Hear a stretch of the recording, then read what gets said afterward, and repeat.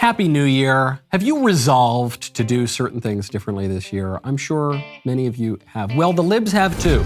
There are major woke New Year's resolutions going all around TikTok, and we have the top 3, at least according to my producers. This video brought to you by ExpressVPN. More from them later. But first, without any further ado, let's get to the resolutions. Good morning, Saints and Ain'ts. Happy New Year. Let's start the new year off right. White people. Call your white family members and friends out today for their racist antics. Why hold off tomorrow? Which you can do today. Knock them out or cuss them out. I don't care. Just do it. And if you've already been doing that, keep up the good fight. Happy 2023. Y'all have a blessed day.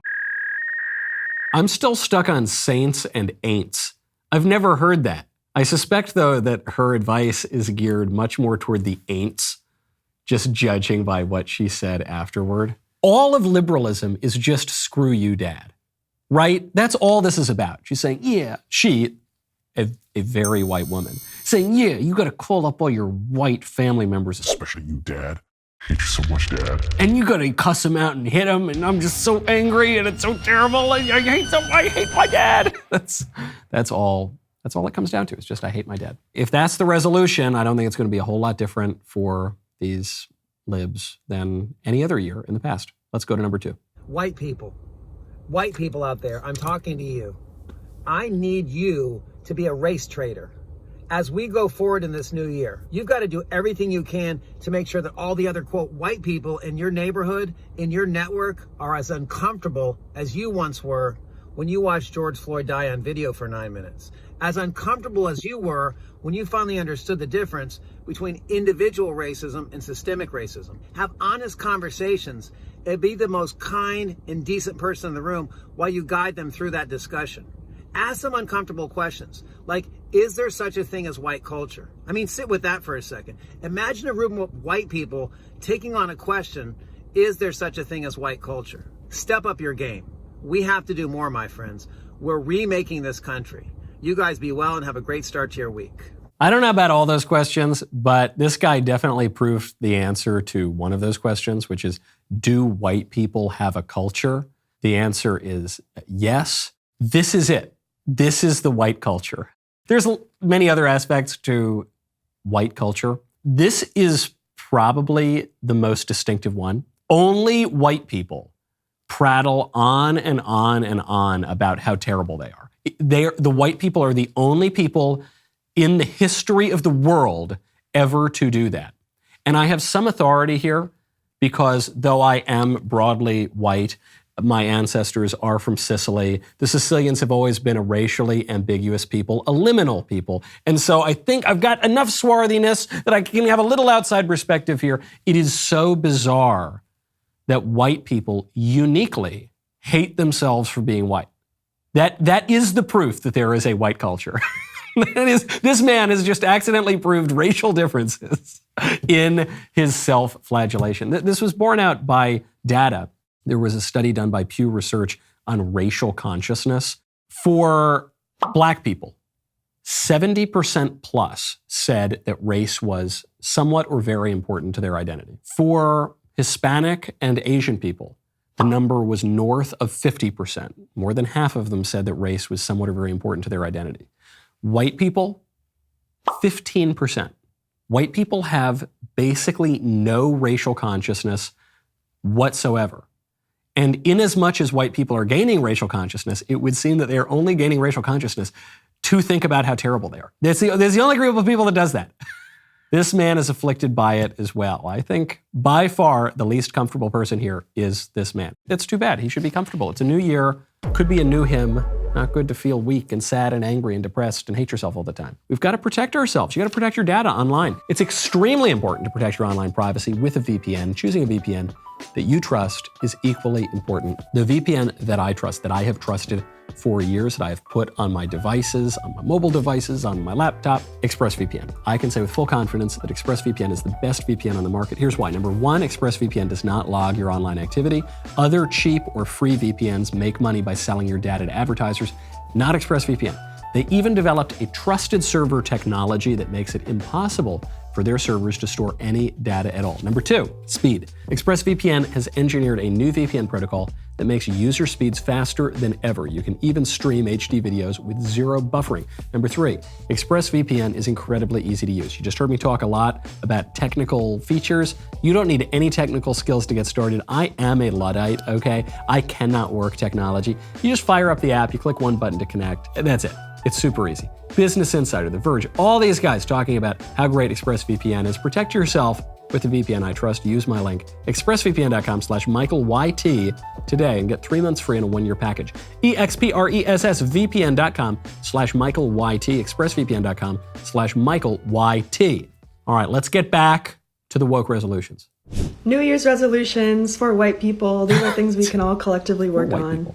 Number 1, let's stop pretending that we can't pronounce people's ethnic names and really try hard to learn how to pronounce them, because it's really not that difficult. If you can pronounce Worcestershire, you can pronounce Percar. Is that how you pronounce? I thought it was Worcestershire. Maybe you're right. I guess I can't pronounce white names either. Forget that I can't pronounce non-white names. I can't pronounce the white names. Keep going. Number 2, let's try our best to unlearn AAVE if we've been using it and relearn WAVE, White American Vernacular English. I promise you it's wonderful. For example, instead of saying bet, you could say okie dokie. Instead of saying BFFR, you could say what in tarnation. Instead of saying per, you can say totally. And let's not forget, whatever major loser. Don't say the N-word. Also, don't say ghetto or ratchet. Usually this is a euphemism for white people just to mean black people. Ghetto is an Italian word. This is Italian erasure that this woman is engaging in. Very, very racist. Number 3, stop using fetishizing language when you are dating people of color. For example, stop calling people exotic. Again, people use exotic as a euphemism for non-white people, and it's very otherizing and very dehumanizing. Why is exotic dehumanizing? It's just exotic. If a Nigerian guy were dating this white woman in Nigeria, that would be exotic for him. They would probably talk about how that was a little exotic and unusual. They would probably chatter about that amongst themselves. That wouldn't be dehumanizing. It would be otherizing, but that woman would be other than the majority of Nigeria. She would be a little exotic. She might have. I thought diversity was a good thing, aren't we? Isn't that good to be exotic? Isn't it good to be unusual? Isn't it good to be unique? No, it's only good when it subverts the culture, and it's only bad when it upholds the culture. Is that basic? Especially when it comes to sexual stuff, but all the race politics, everything, all of it. It's just, there's no rule, there's no principle whatsoever about any of these concepts. It's just anything that straight white Christian guys who are in any way conservative and traditional, whatever they do is bad, whatever they want is bad, and whatever they don't do and whatever they don't want, whatever other people want, that's always good. And that's it. That's the only principle. Stop comparing people to food. So stop saying, I like chocolate men or I like caramel women. It's like... Do people say that? Has anyone ever asked for a nice, caramel little Michael? Has anyone ever asked for, give me some of that, give me a nice tall drink of olive oil over there with that little Mr. Michael? I don't know. I've never heard that. I have not been privy to those conversations. Keep going. Stop saying, I've never tried a blank before. Just approach people normally. Just be like, hey, I think you're cute. One way to avoid this problem would be to not be promiscuous. I've never tried a so-and-so before. Oh yeah, I've never tried. Maybe I'll sample so-and-so on Tuesday and then go out and sample such and such on Thursday. What you could do, this is going to be much more controversial than any of the racial commentary in this lady's video. You could be chaste and modest and not treat people like they are items at a buffet. And then you don't need to worry about the language because you're not engaging in the behavior. Number 4, stop hoarding wealth. Redistribute your wealth. If you can afford 20 Bath & Body Works candles or every shade of Hydro Flask, you can afford to Venmo your black friends That is the demarcator of wealth. Listen, man, if you're like rich Uncle Pennybags over here and you got it, you really got it, like you can buy multiple Bed Bath & Beyond candles. It's not real estate holdings, not stock portfolio. It's hydro. What is a hydro flask? I don't know, but maybe I'm not rich enough. Number 5, stop perpetuating colorism. It can have dangerous consequences. This is things such as equating darker skin to masculinity and strength and saying, oh, I like dark skin because they're more masculine or whatever. That sounds like a good thing.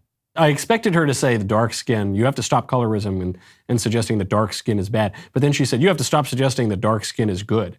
So what, you've got to cut out complimenting black people. You got to call them little wimps. You just call all those black men wimps, and that's going to be much less racist for 2023. And then like saying, oh, light-skinned dudes are more feminine. This is bad because it can lead to things like misogynoir. It can lead to things like darker skinned black people not getting as much pain medication because it's believed that they're more tough. Like there's just a lot that's wrong with it, and there's just no reason to do all that. I'm sure I missed a whole lot, so if anyone has anything extra, leave it in the comments. Okay, I want to get back to the top one. I didn't realize she'd be going through that litany like that. The top one where she says, white people, we need to stop pretending like we can't pronounce people's names. And then she used an English word that I actually can't pronounce, and I bet you can't either. What do you call the sauce? Worcestershire sauce? I don't know, I can't say that. Furthermore, though, would she apply that same principle to foreigners who come to our country who can't pronounce my name? Do we need to apply this equally and say, hey, Pedro, you talking to me, man? Stop calling me Miguel. It's Michael John Knowles. I don't care that you struggle to speak English.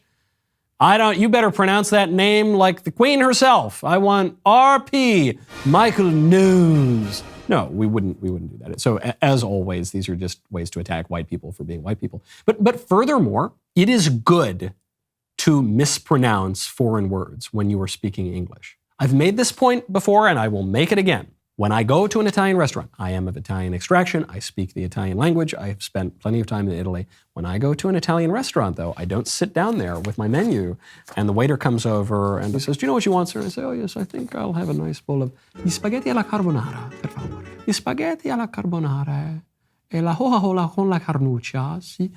Può darsi un piatto della bruschetta. No, I don't do that. I say I'd like the spaghetti. Yeah, the carbonara spaghetti would be good. And could you get me, okay, I'll have some nice little appetizer. I don't say, I'd like the antipasto. Oh, you don't do that, okay? But they expect us to do, and the libs don't care when we mispronounce Italian things because the Italians are considered white. But they get really upset when we mispronounce Spanish things, which is funny because Spaniards are also white.